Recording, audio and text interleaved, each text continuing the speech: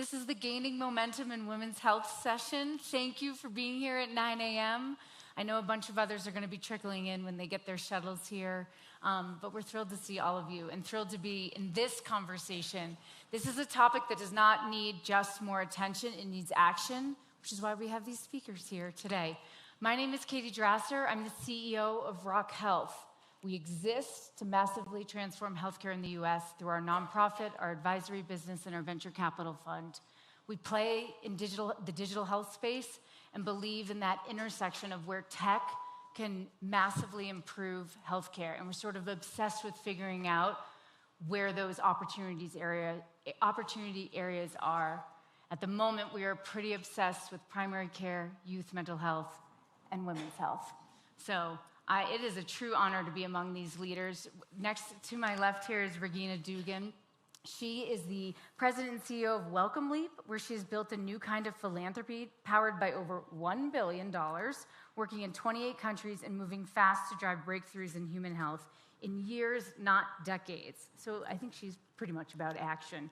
But she has a background working at Meta, Google, and was the first director of DARPA. So Regina plays big, I'd say. Shyam Bishan, over here to my left, leads the Center for Health and Healthcare at the World Economic Forum, and recently was a part of and really led the Global Alliance for Women's Health, which is having a massive impact globally, and we're very grateful for all of your work and your impressive background in biotech, policy, finance. It's a real honor to be with you. And last but not least, Caitlin Donovan is a partner at General Catalyst. It's one of the largest venture capital firms in the U.S. and the world. She scaled and led Uber Health. She's played in a lot of the tech spaces here in the U.S. And cares deeply and has a track record in women's health. So very different perspectives, and we're going to dive right in. We are coming to all of you for questions, so get them ready towards the end. But I have a bunch for all of you, and I've already given them permission to steamroll over me and talk to each other. I don't want them just waiting for me. We all have a lot to learn from each other. But I do want to start, Regina and Caitlin, with both of you. Maybe Regina with you first. As we look at sort of what the opportunities are in women's health, what you might classify as the underappreciated opportunities right now in terms of women's health innovation and investment. Yeah. Well, it won't be lost on this audience that women are not just small men. And we have been underinvested in research in women's health for a long time. Women experience health differently, disproportionately, uniquely. And I believe that in the next decade, we have in front of us the opportunity to generate breakthroughs in research that will fundamentally change women's lives going forward. So I'll give you an example from one of our programs. So Katie mentioned that Welcome Leap is an organization. Our mission is actually to generate breakthroughs and do so faster. So in the last 5 years, we've launched many programs. We have launched 3 programs in women's health. We're going to launch a 4th before the end of the year. That's a $200 million investment in research for us. The first program that we launched is called In Utero. And to give you a sense of what's possible in terms of these breakthroughs, In Utero has been underway for about 2 years. This program is focused on reducing stillbirth. Now, for those of you who don't know the stats, every 16 seconds in the world, a child is born still. That's 2 million babies in the world each year. And yet, the tools that we have for maternal care have been unchanged since about the 20th century. So we aim to change that in the In Utero program. 2 years in, using the model of innovation that we are optimized to deliver, 2 years in, we have line of sight on a maternal blood test that can, with better than 80% accuracy, tell a woman if she is at risk for fetal growth restriction, preeclampsia, or gestational diabetes, as early as 12 weeks in her pregnancy. Now, there are many other innovations like that coming out of the In Utero program, but that's the kind of breakthrough that we can imagine if we work together globally across disciplines, organizations, and even country borders. Yes, Yeah. let's clap for that. It's almost unfathomable that we haven't done it yet. Yep. We know they put out a study that less than 0.3% of philanthropy went to women's health in 2020. 0.3. We have so much building off a lot of this momentum. There's so much more to be done. So thrilled you're doing. Caitlin, from more of a venture investment lens, and what are you seeing? No, I think what Regina said is so important about how there's just been an underinvestment in research in women's health. And then from the venture community standpoint, I think a lot about how do you scale some of those programs to reach more people. There's a little bit of a sad statistic that women's health had the largest investment, and it's been growing as a trend line over the past 4 years. But in 2024, it was the largest investment in women's health ever at $671 million and only 6.6% of total investments. And when we're about 50% of the population, that doesn't really make sense to me. That's right. But one of the things that I'd love to push this audience on is how we define women's health. Mm-hmm. I think so often we define women by the things that are unique to them. And I'm very happy that there's investment dollars going there. So personally, I'm BRCA positive. I'm very happy that there's investment dollars going there. I've had 2 children. I'm very happy that there's investment dollars going toward reproductive health. We heard a little bit yesterday about investment dollars going toward women in menopause and health that way.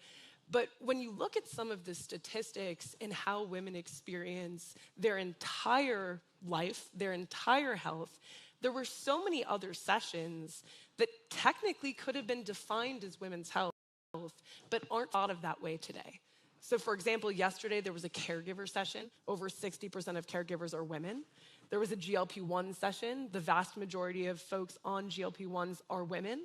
And I think one of the things that I just push the community to think about is how do women experience healthcare as a whole, as opposed to just the pieces of healthcare that affect uniquely them? Yeah.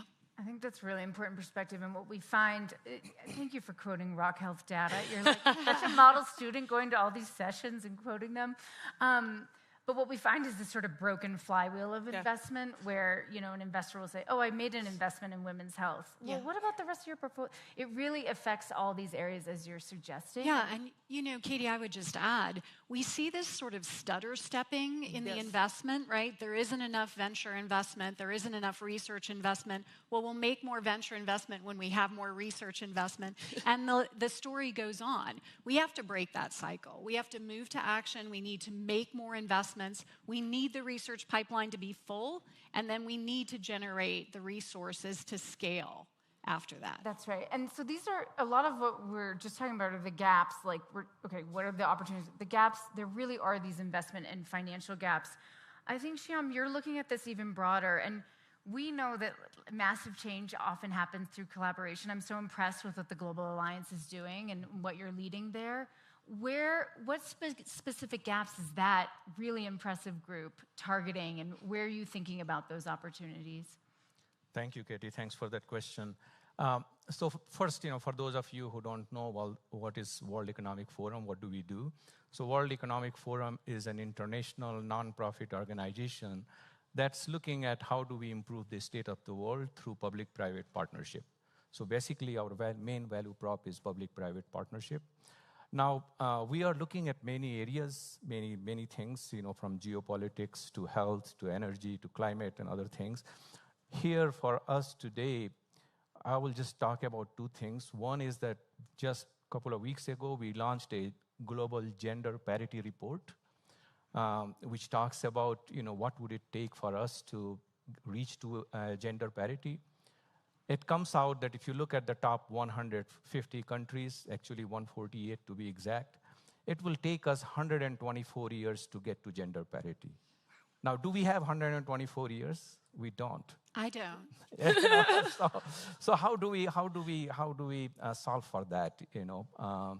If you look at, Iceland continues to lead the top 10 countries in terms of gender parity. Most of the countries, as you can imagine, are European countries, Scandinavian countries. US is 42nd out of 140. This is one of the richest country in the world, and we are ranking 42nd. And we will talk about this, how do we accelerate some of the things that we are doing to get to that gender parity quickly. The criteria that we are using to look at the gender parity, there are 4 criteria. One is the economic participation and opportunity. The second one is educational attainment. The third one is on the political engagement and political leadership. And the fourth one, the last but not the least, is the health and survival. The area that I lead, obviously, that's more focused, is the Center for Health and Healthcare, so that's more focused on health. And to address this question on women's health, we launched a global alliance, as Katie was saying. We launched a global alliance for women's health in January during our annual meeting in Davos in January of 2024, in participation together with Bill and Melinda Gates Foundation, which is Gates Foundation now. So in collaboration with Gates Foundation, we launched this Global Alliance for Women's Health, which is, again, a public-private partnership, but it's not just public-private. It has academia, it has civil societies, it has NGOs and international organizations, WHO and others as part of it. So it's a truly multi-stakeholder, leading, trustworthy platform that's addressing systemic disparities in women's health.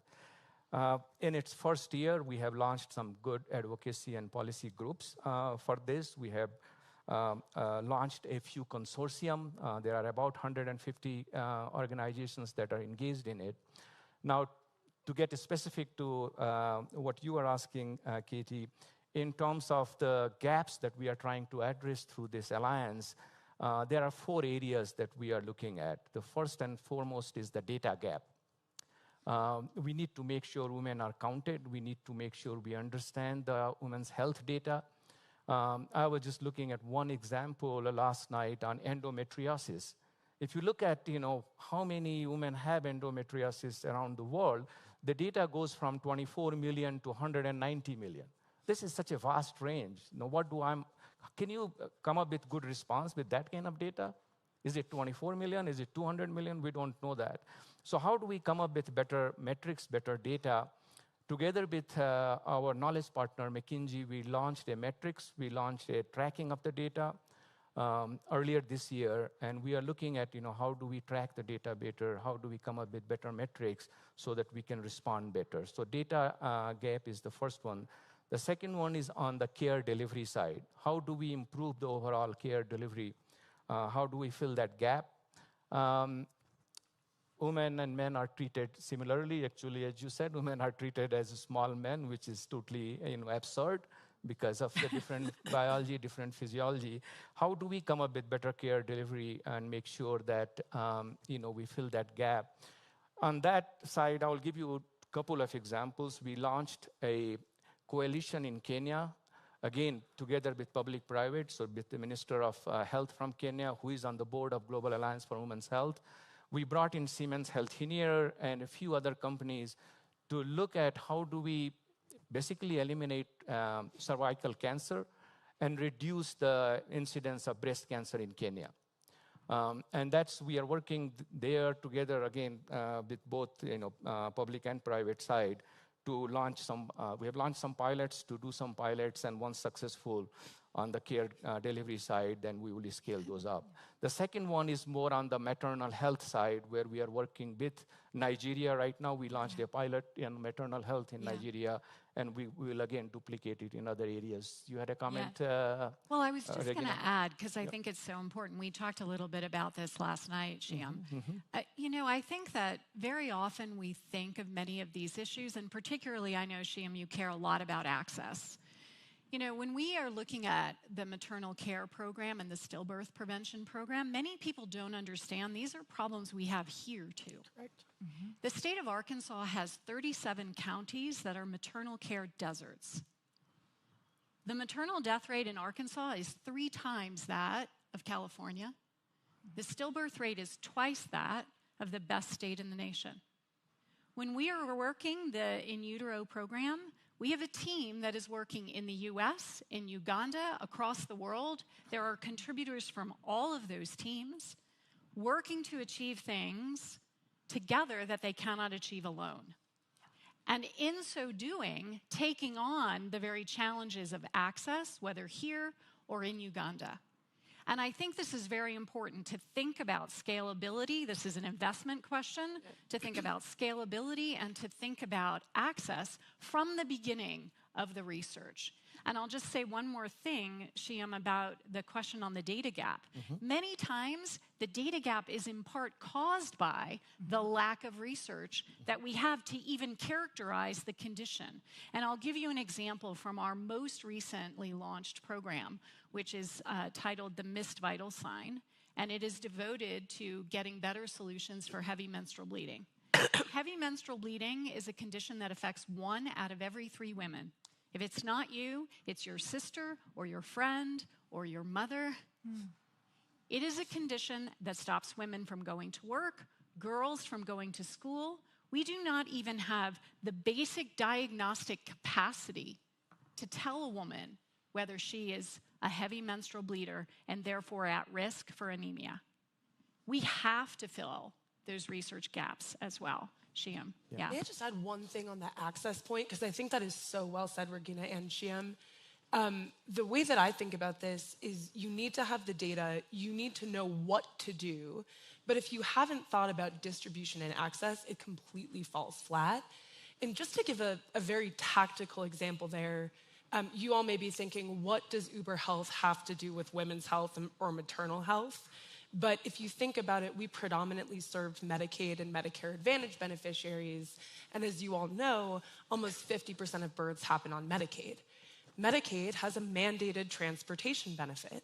And so we actually ran a study around exactly what you're saying, Regina, where there was a known protocol, but what would happen if you made it a lot easier for pregnant people and women to reach their doctor's appointments, to be able to engage in the care and the right care pathway. And the results were staggering. So for those who don't know, Medicaid has had a mandated transportation benefit since 1966, but it's sort of buried in the back of a handbook. You have to figure out, oh, this exists. What's my MCO number? What is my outsourced vendor number? And so you end up with this moral hazard problem of only those that are thinking clearly, well enough, find the data, go and call to sort of get the access they need. We ran a study with 3 federally qualified health centers in Washington, D.C., where we embedded access at the point of care. So maternal health patients would show up to the federally qualified health center. They'd receive an access screening to make sure they could make it to their appointments. And if they couldn't, they were offered their transportation benefit right then and there where it was handled for them. And the basic result was, yes, utilization of that access transportation benefit went up, but moms on average attended almost an extra appointment in a series of 10 appointments. I mean, and it made a massive difference. It makes a huge difference. So when we launched the Missed Vital Sign, the woman who's leading the program, she's an MD, PhD. And in the early discussions about the program, one of the things that she told me was that she'd been in clinic the week before and she had transfused 2 bags of blood to a woman. She was 44 years old. She had not been in a car accident. She didn't have a major injury. She was menstruating. Once a minute in the United States, a woman receives a transfusion because she is menstruating. Wow. Now, that is shocking in and of itself, but let me tell you that that woman had been in the healthcare system for a year. She had had multiple appointments. Not once had she been asked about her menstruation. It was when she collapsed on the floor and was rushed to the hospital in an ambulance that anyone even discovered she was heavy menstrual bleeding. That was the diagnosis. She fell on the floor and needed to be rushed to the hospital in an ambulance. Not okay. That's not okay. No, that's absolutely right. So how do we change some of that? What do we do about it? So one of the areas that we focus through this Global Alliance for Women's Health is policy change. Advocacy and policy. We just published a report that talks about prescription for change, working with our knowledge partner, Kearney, again, in this area. And it's available on website. You can read there are recommendations in 5 areas what the policymakers should do or could do to improve the overall research in women's health area, to improve the overall participation of women in clinical trial. 80% of the drugs that are given to pregnant women have never been tested on pregnant women. Yeah. And I can go on and on, but there's so much data available on that. So how do we, fill that research gap? So that's one area of focus. And then you mentioned investment. Yeah. Right now we are spending less than 10% of research R&D dollars on women's health. Actually, it's 6-7%, something like that. You mentioned less than 1% of philanthropy, less than 1% of biopharma R&D is going towards women's health. What we are doing is we launched a women's health investment consortium. We are trying to bring the investors and innovators together so that the investors can see, what their investment. So we don't run funds ourselves from World Economic Forum, but we try to get commitment from investors towards women's health research, towards women's health R&D, and then match them with the innovators. Yep. So I think that's critical to look at that. Really so great. These are the 4 areas that the Global Alliance for Women's Health are focused on. One is the data gap, care delivery gap, research gap, and the funding gap. Yep. And you're doing policy on top of it all. Yes, the policy is linked to all of this. And when you say investment, you're talking about, you're using that term broadly speaking. All of us are doing different kinds of investing, thank God. We need different kinds of money to fit the ideas, not just one kind of money. I think sometimes when we talk about venture investing, or even more broadly, any investing that needs a financial return, it is very easy to miss the outcomes. It's very easy to go, that's going to make me money. In healthcare, and if you meet most healthcare investors or folks who are figuring out how to use their dollars in healthcare, they'd be in another sector if they didn't care about health. Like, health is hard. But what metrics, what outcomes are you looking for? I cringe when people celebrate, we raised this much money. I'm like, did anybody get healthier from this? Yeah. And so how do all of you, in your very different ways, and I'd love for you to talk about this new kind of philanthropy that you're using to move money, but how are you all thinking about outcomes, metrics, to really make sure that all of this is going towards things that actually will make women and communities and families healthier? Yeah. I'm happy to go first, if that's all right with both of you. So, Katie, I think you said it so well. If you are a healthcare investor, it is because you want to make a difference in the world, not just because you want to drive a return. I can say that certainly for myself, because I've been an operator for the past 12 years, truly am an investor because I think if you do that the right way, you can make even more of an impact in even more areas. And so that means the metrics really matter when you're thinking about what types of investments to make. Number one is, does it work? I think sometimes you can assume that folks are investing on a trend, but really, at least at General Catalyst and personally, it is really important that we validate that there's high quality, data-driven rationale behind the companies that we invest in. Then, Regina mentioned this earlier, scalability really matters. I think that matters not only to be able to make an impact in the population, in the industry or ecosystem that you're serving, but also for your LPs to make a return. And the way I think about that is if you're doing good for people, you're generally doing good for the company as well if you align the incentives the right way. And so instead of saying, okay, what's the revenue, what's the EBITDA, I tend to break it down into its component pieces. How many people are we engaging that we're intending to engage? If you're running a program and you're only reaching, less than 1% of your target audience, is that really working? So think about engagement. What is the action that you're trying to deliver? Are people following through with that? I think that is quite important to understand how scalable what you're doing is. And then obviously, those are the leading indicators to the financial metrics around revenue and cost and medical cost outcomes that you get from engaging that population and driving them to the appropriate action.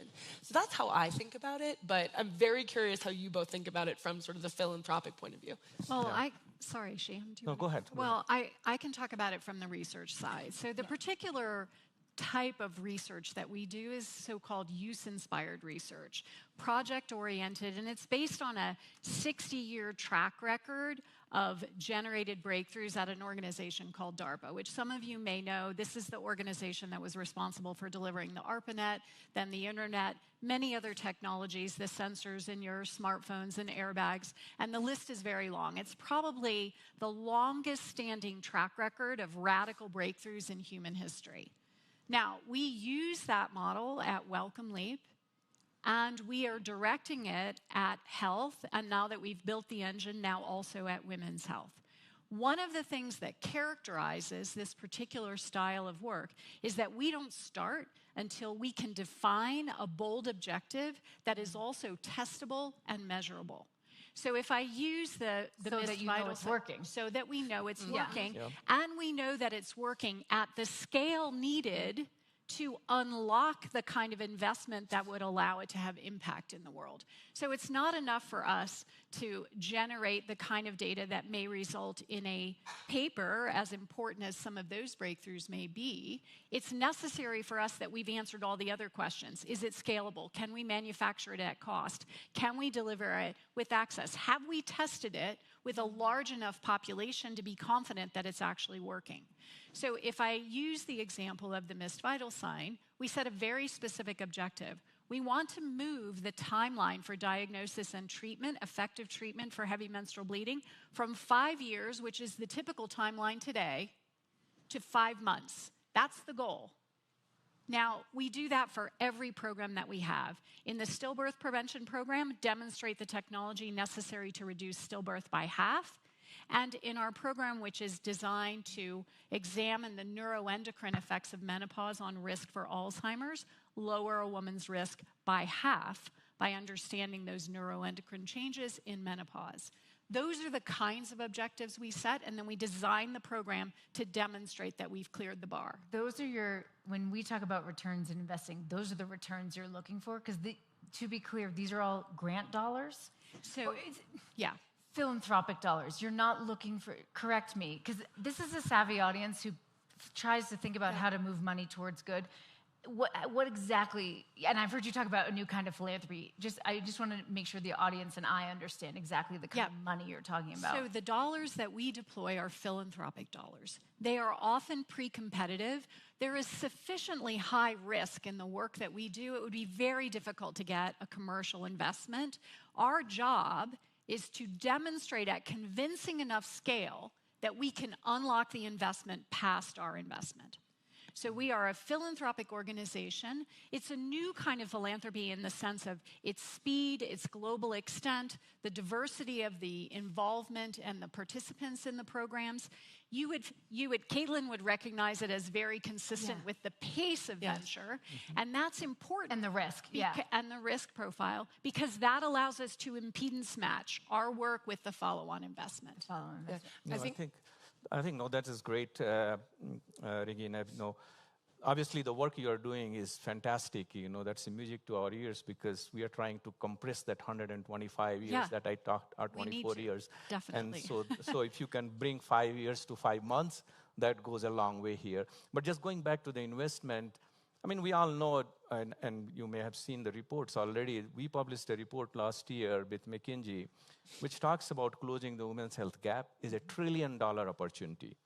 So you close that gap, by 2040, you will increase the overall global GDP by $1 trillion a year, which is... So that's annually, $1 trillion a year, $1 trillion a year. You close the so gap. It's not just a moral imperative, there is economic rationale to this. And this is what we take when we talk to not just the private sector, or not just the investors in the private sector area, but also sovereign funds. Yes. We are approaching public sector, we are approaching governments, and we are trying to convince them that this is the opportunity here. And this is what you're losing by not paying attention to this. So it's definitely, there is a strong economic rationale for investing in women's health. I want to just put a pin in that. Like, this is a moral and an economic imperative. Both. And we have the data, we have the business case for this. This is not like, well, we'll see. It's pretty bulletproof, I would say, Caitlin. I was going to say, I think just to add to the point of the it's a moral and economic imperative, and there's different types of funding that can accelerate some of the initiatives here. Yeah. I just want to offer an anecdote about how to think about how to structure those, to string those together so that when grant dollars end, the progress does not. Because I do think, to your point, Regina and Shyam, there's for sovereign states, an opportunity to invest in their own populations. From a philanthropic standpoint, there's an opportunity to invest in these high-risk situations and where high impact. And high impact, I exactly. think that's really important. Exactly, where you might not be sure of the outcome, and then pre-planning what follow-on investment looks like, I think is really critical to ensuring continued progress. To give a very tactical example there, again, coming back to at Uber Health, we had a theory that to solve for maternal health issues, if you solve for a first order problem of the mom, you would end up driving better health outcomes. Specifically, we wanted to solve for food access. A lot of states have 1115 waivers that offer, on average, about $150 in groceries a month. But it was untested, the impact of those dollars on adherence and food access, et cetera, and they were sort of just shoved to the side. So we actually used philanthropic dollars and grant dollars, where we structured a program that exactly mirrored what the typical 1115 waiver looked like, and partnered to run a research study with the state, an MSO of federally qualified health centers, MCO and a health plan that would control the distribution of those dollars in the future, as well as a sort of wraparound digital health company to prove what the outcomes were. And candidly, they were staggering. We ran a study on 800 patients. When you tied this advertisement of, did you know you have this food benefit that exists, to taking a social risk screening and having follow-up care, the adherence with the appropriate follow-up care, whether it was you needed a blood pressure cuff for preeclampsia, you needed insulin for gestational diabetes, was nearly 90%. Wow. Best in class is normally more like 40%, so pretty incredible results. And because we'd pre-planned these philanthropic dollars to exactly mirror funding that existed, this program is now written into many state Medicaid RFPs, which I think shows that it's possible to connect the dots between, we don't know the answer from this highly risky but highly impactful research, but we have a plan of how to scale it if it works. Yeah. Great example. We're going to come out to you in a couple minutes. I just want to go down the line here, whatever order you all want to go in. If there's a lot of folks in here that can put resources, time, energy, I do want to shout out to the entrepreneurs. We talked about investors. There's a lot of entrepreneurs in this room and a part of the Aspen Health community. They are not building in healthcare to make money. I hope they do. Most of them are building from their lived experience, and I would put my money behind those folks any day. And so meet those folks who are here. In terms of if folks were to put energy, time, resources over the next 5 years, so like fairly near term, what would you advise folks to prioritize, double down on, pay attention to, where you think there's just outsized opportunity? I mean, you've all given a bunch of examples, but now looking out to a broader room of folks and audience. Yeah.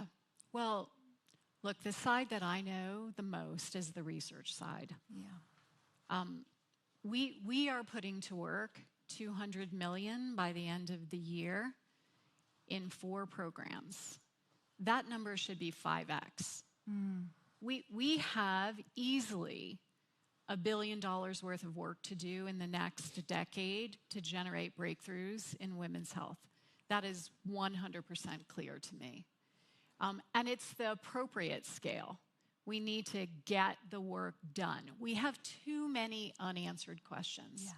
So I think it's one part, putting actual investment dollars to work on the research side, but it's also the emotional engagement. I would tell you that we are a mission-driven organization. If you were to look at the work on these teams, I've been doing breakthrough research for my entire professional career.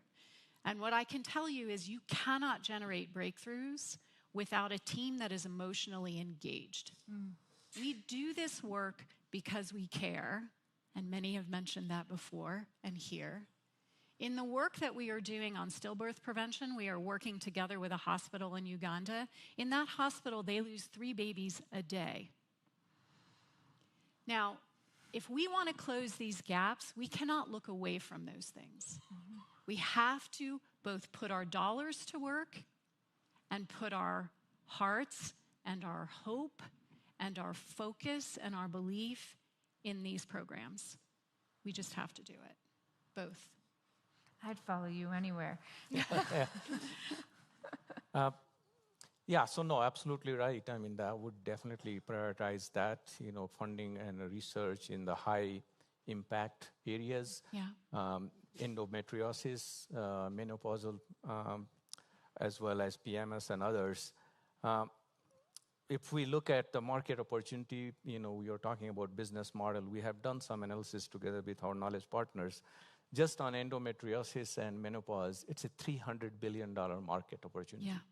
So it's a huge market opportunity. How do we convince our R&D colleagues, whether in public sector or in the biopharma side? There's one challenge, when you talk to pharma CEOs, biopharma CEOs, and say, I want to talk to you about women's health, many of them said, oh, no, I'm not in women's health. Well, are you working in cancer? Yes. Are you working in cardiovascular diseases, metabolic? Yes. Point, yeah. You think those things don't have impact women? Yeah. So I think there is some education and some kind of convincing that needs to be done here. And we can do that through business models. We can do that through economic models. So that's the one thing. The other thing I would say is that you should look at the overall quality of life, not just particular disease areas, because women, and one of the response from many people is that, what are you talking about? Women live longer than men. So where is the gap? The gap is other way around. Said, no, that's not how it works. Women do live longer than men, but 25% of their life is in poor health. Yeah. So how do we focus on that? How do we focus on the healthy lifespan, just on the lifespan? That's one area that we have started to now have a conversation around. That's great, Kim. Exactly. My advice might be a little bit tactical, because I think we've heard both from Regina and Shyam, and throughout this entire panel, there are a lot of big problems here. And to build a sustaining business model that can scale and solve those problems in perpetuity, I'd give 3 recommendations. One is make sure that the problem you're picking is ambitious enough, which I think if it's in women's health, by definition it is. 2, really think about the incentives of the ecosystem, because even if you have a great idea, great research, et cetera, if you haven't thought through how reimbursement works, how doctors prescribe, how patients will access it, it will fall flat. And then 3, which we talked about a little bit, is really think about how to find and engage your patients, because again, that is critical for distribution of these wonderful new ideas. That's great. Okay, who has questions? Oh, yes. Great. Okay, Morgan. I mean, my eyesight's not that good from here. Okay, we're going to start with you, and then we're going to come to you, Ron. Thank you so much for the amazing panel. Morgan Stanton, an entrepreneur in San Francisco working in women's health, Opal Therapeutics. I've noticed so many women's health startups that were originally doing B2B, right? Trying to go to biotech, trying to go to pharma, and having this problem pivot to become B2C, right? The consumers are so much interested. There's all these women in this room are interested, obviously, in improving their health. And it's unlike any other healthcare field. I've worked in neurobiology, I've worked in oncology, and they're always B2B. But women's health is going this B2C route because they cannot get money from kind of traditional sources. So my question is, do you see this kind of as a future for moving women's health forward to overcome this problem and close down that 126-year gap? I don't want to wait that long. Is this an accelerator to move women's health forward? It's something I've seen qualitatively, and I don't know if that's kind of across the board, globally or internationally. Yeah. I think that's a great question and a really, really insightful anecdote. I think that sort of answers that 3rd piece of tactical advice around know how to engage your patients. And you're right. Often it's really hard to change the minds of B2B opportunities. And so going direct to consumer goes a long way. The two pieces of advice I'd give about whether that's universal. One is sometimes if you've built a big enough base in a direct-to-consumer mechanism, you earn the right to change the way businesses operate. So I would not lose sight of that, because I think that's really important to not just build a parallel universe, but affect the one that exists today and the ecosystem that exists today. And the second is there are some subsegments of B2B opportunities where incentives are perfectly aligned, where there might be reimbursement dollars readily available that it would be silly to forgo. And so I think the answer is a bit nuanced depending on your specific business model, the specific patients you're finding, and your specific reimbursement mechanism. But I often recommend to companies that you probably want to pursue both tactics versus one or the other. We're going to come to Ron. The panel yesterday, WellStar is a health system and a payer who has partnered with women's health companies Electra and Gabby, and those founders and CEOs are here, so go find them to figure out how they did that to your question. Hello, they're over there. You go find them. Ron, to you. And then we're coming to more questions. That's great. I'm an entrepreneur working on closing the gap in breast health. Amazing. So here's a question. Thank you. Here's a question. How many women here know that there's non-compression mammography available? Okay. Not many. You know that. I do. You know. BRCA positive. I got to know all this.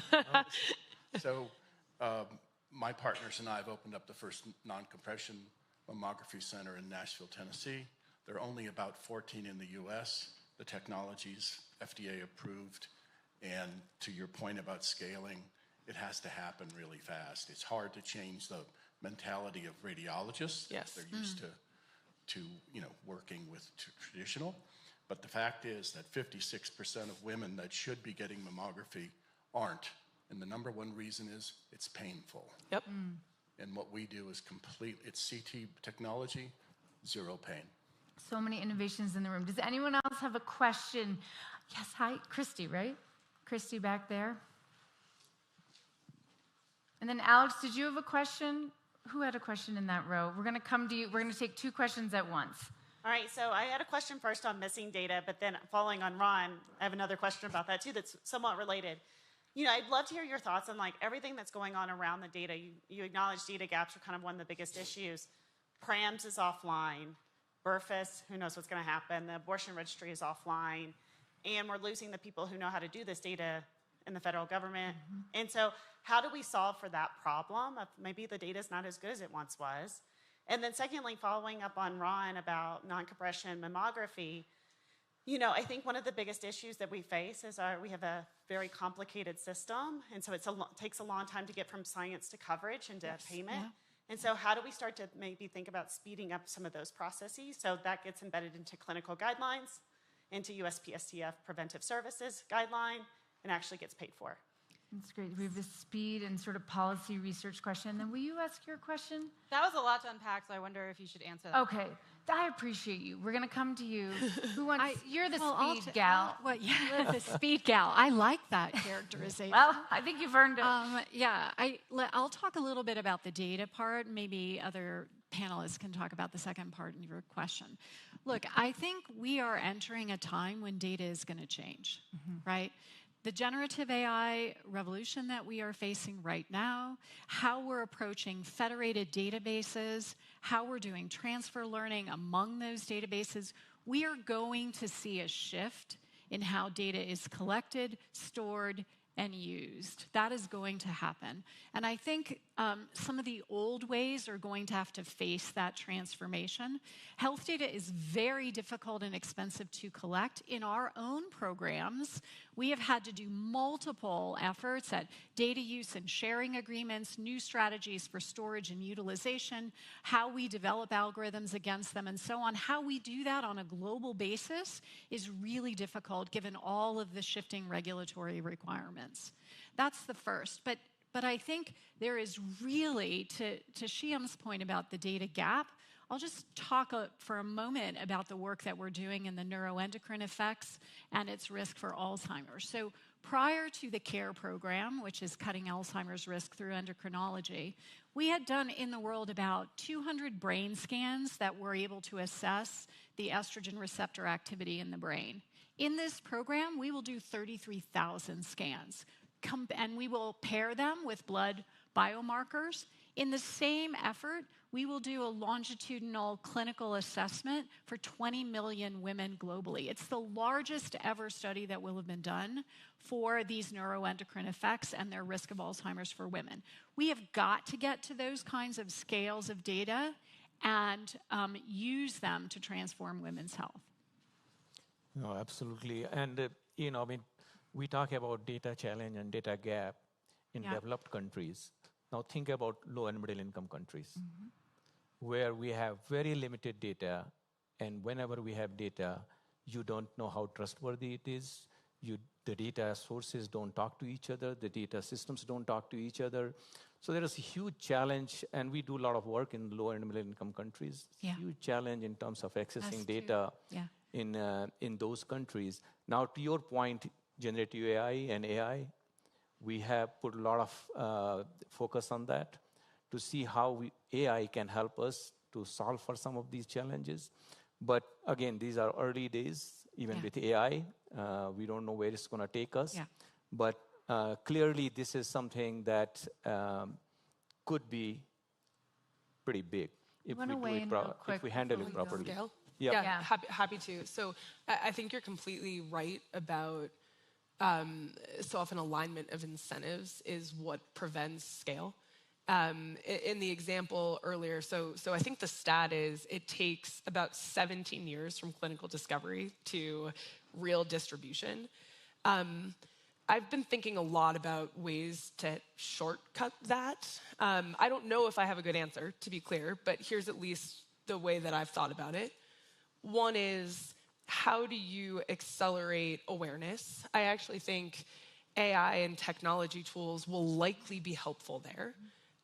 Second is, how do you align incentives? So Ron, you mentioned that your biggest issue is radiologists want to keep those patients. Thinking through what's the right economic incentive, distribution incentive to include the radiologist, I think is critical. And then the third is, to the extent that doesn't work, how do you go around the radiologist to sort of force their hand, which is where I think the D2C portion comes in, where I think we're in a time when more people are taking ownership of their own health and own outcomes, and capitalizing on that trend in a D2C way can help accelerate some of that adoption. I think we have to also face the U.S. system is very complicated. Incredibly. And so Shyam and I spent almost the entire speaker's reception yesterday talking about how we could take some of the innovations in maternal care and demonstrate them at the scale of an entire country, starting with a small country, and show what's possible once you start making the system work together across the entire value chain. I think that's an important point. Thank you. My name is Lisa Ferreira. I'm with Colorado House of Representatives. I would piggyback off your effort to make some change. We got to elect people that know healthcare stuff, so that could help. But I wanted to ask a bit of a weird question, since in the spirit of Aspen Ideas. What I'm hearing from you all is a lot of the research and investment around maternal health is with pregnant women and some of the challenges they have. Have we ever thought, aside from political viability, have we ever thought about having people create children outside of the womb? It sounds a bit dystopian, but the idea of there's so many challenges that we're trying to solve with pregnant women. Do we ever envision a future in which we can actually create a child outside and avoid all of those risks? Well, I'm used to the sci-fi questions, so I'll take that one. I want you to answer this, and then we're going to fit one more quick question in from you right there. Okay. It's a really hard thing to imagine, at least now. Look, the human placenta is the only organ that routinely comes out of the human body, and we know almost nothing about it. it is, we were talking, some of the researchers involved in our program wrote a paper recently, and part of the abstract was, we know so much about these other organs, and the placenta is like the Jimi Hendrix of organs, right? It is so remarkable a feat, right? Grows from 50 cells through to this entire tissue that is supporting another life. And then it has to do this amazing thing right at the end. Not stop acting too soon, lose the baby. Not too late, mother bleeds out. We just don't yet know enough about it to think about what you're proposing. Now, there's other questions about whether that's smart. We're out of time. Okay, and I really want to get your question. We can talk about the sci-fi. What I'm hearing from you is these things are possible, and we need more data and research, and these are things to consider. These are the type of innovations we may want to be thinking about. Yes. Please keep it to a question. I will. Hi. Thank you so much for a fascinating panel. I work in abortion care and access, and the question that I have, I think, is twofold. One, what do you suggest, any advice that you have regarding how to get investors and donors really interested in one of the most stigmatized aspects of women's health? And then two, how do you keep them interested? After the Dobbs decision, we saw sort of an influx of dollars to the field, and that has dissipated at a time when the patient need is skyrocketing. Oh, that's a good You question. wanna take Shyam? Wait, Shyam. You said it right. Yeah, no, I think it just comes back to the ROI, the business model that we were talking earlier. If you can show and obviously there is impact investing, and impact investors are there, and we are trying to get them to more and more engage in the women's health R&D. But overall, it comes down to ROI. I think if you show a good economic model and you build that, they will come. Just my short and sweet answer. There's no good way to end this panel. This is a gigantic topic. This is a brilliant audience. I want you all to please help me thank these three leaders. Thanks.